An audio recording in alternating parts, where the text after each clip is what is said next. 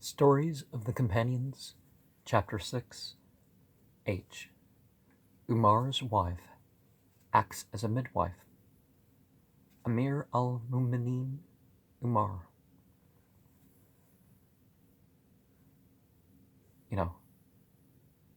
Caliphate number 2. During the time of his Khalifa, he used to patrol the streets and suburbs of Medina himself during the night in order to keep watch. During one of his night patrols, he saw a camel-haired tent pitched in an open space. He had never seen this particular tent before. Approaching the tent, he found an individual sitting outside and heard a sort of groan coming out of the tent. Umar radiyallahu anhu greeted the stranger with "Assalamu alaikum" and sat down beside him. Umar asked him, "Whence, brother?" The person said, "I'm from the desert, and a stranger to this place. I have come to ask Amir al-Mu'mineen for some help in my need." Umar asked, "Who is there groaning like this inside the tent?" The person replied, "Please mind your own business." Umar insisted, "Do tell me, please. May be that I can help you." The person said, "If you must know, inside there is my wife, groaning with labor pains."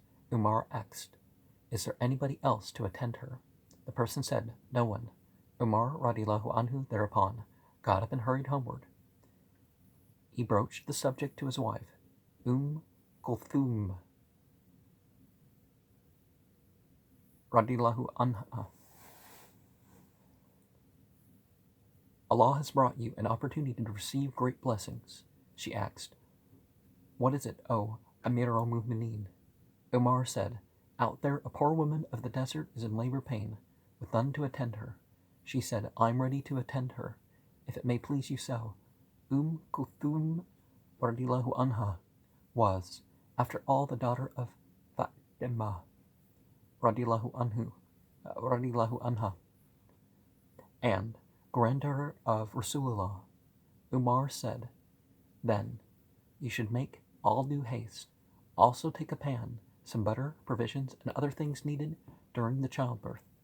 Kulthum radiyallahu anha did as she was bidden, and left for the place where the tent was pitched. Umar followed her close. She entered the tent, while Umar made a fire and occupied himself with cooking something which those people could eat. After some time, Kulthum radiyallahu anha called from inside the tent, "Amir al-Mu'mineen, congratulate your friend on the birth of a son."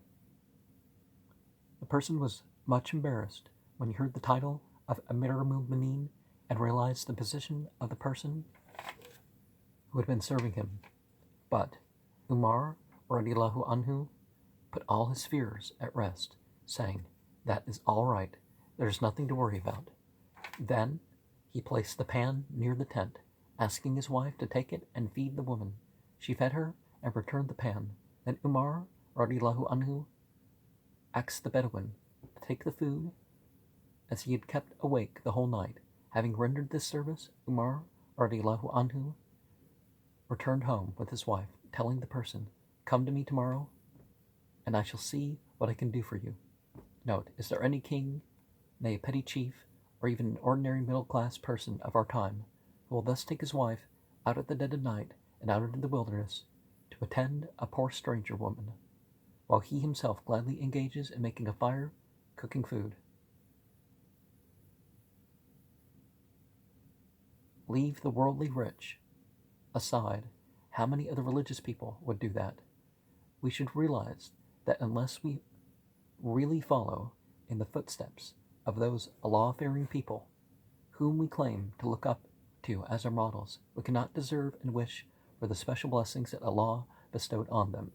Now, Allah being the singular and definitive Arabic term for God. When people say God, you often have no idea what they really mean. So there's reason for not translating that.